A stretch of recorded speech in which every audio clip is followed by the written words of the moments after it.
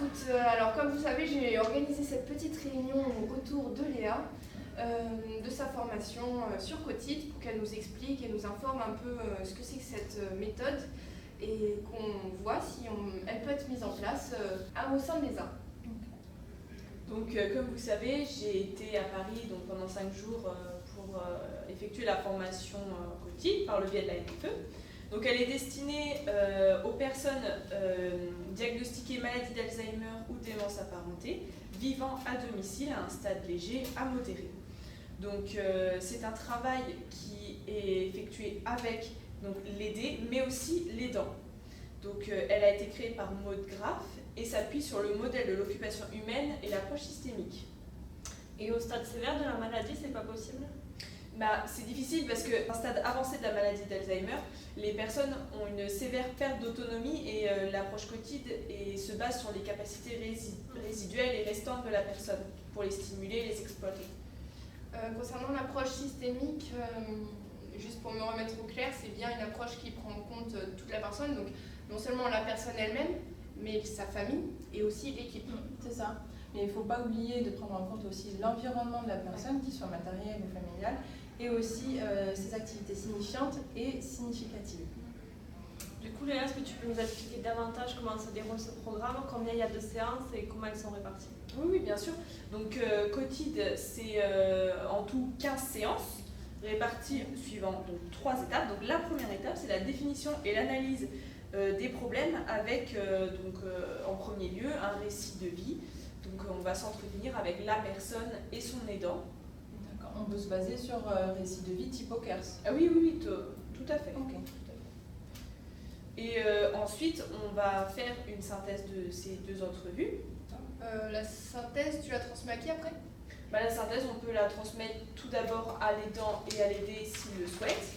Ensuite, aux membres de l'ESA. Et pour finir, on peut tout à fait les transmettre aux professionnels libéraux, donc ASG ou infirmières libérales, qui se déplacent au domicile de la personne, si bien sûr ils en bénéficient. Très bien. Et cette synthèse, en fait, elle est basée que sur les données recueillies auprès de l'aidant lors des entretiens ? Non, en fait, ensuite, on va faire une mise en situation avec les personnes, donc on va évaluer les capacités motrices et opératoires de la personne et les capacités de communication de l'aidant.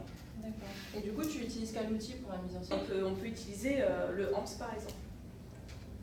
Après, moi, je sais quand je fais des mises en situation avec mes patients, j'aime bien les filmer pour après pouvoir revisionner la vidéo et voir des choses que je n'avais pas forcément vues. Est-ce que c'est possible de le faire avec le programme Cotid ou pas ? Ah oui, totalement, c'est même une très bonne idée. On peut effectuer une vidéo avant et après et les comparer pour voir l'évolution de la personne. Et avant la deuxième étape, on va évaluer l'environnement pour ensuite, la deuxième étape, formuler les objectifs avec la personne.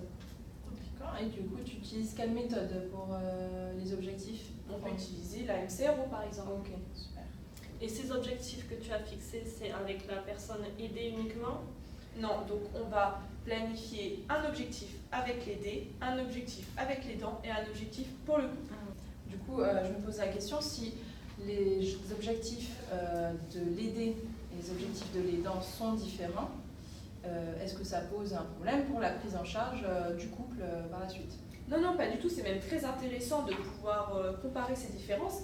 Et si jamais, par exemple, l'aidant estime qu'une activité est problématique pour elle et que l'aidé n'en voit pas l'intérêt, justement, si jamais l'aidant identifie cette activité comme étant problématique, cela va impacter indirectement l'aidé. Et donc la troisième étape, c'est la mise en place d'un programme adapté, personnalisé, utilisant l'activité, parce que l'activité et la personne sont au centre de ce dispositif. Ah ben oui. Donc en fait c'est comme une approche, c'est une approche top-down en fait, au lieu de bottom-up. On part de l'activité, des activités de la personne pour résoudre ses problèmes. Ah bah oui, totalement. Okay. Du coup, on peut aussi dire que c'est comme la méthode Montessori, c'est une méthode compensatoire et dans le laisser-faire de la personne. Donc dans un seul programme, Cotid, on regroupe en fait des méthodes déjà identifiées en ergothérapie, telles que MCRO, AMPS, OKERS, et tout ça en prenant en compte et le malade d'Alzheimer et la personne aidante. Donc c'est vraiment intéressant. Je pense que ça peut être très bien de le mettre en place ici à l'ESA. Après, il faut l'expliquer aux autres professionnels durant la prochaine réunion pluridisciplinaire.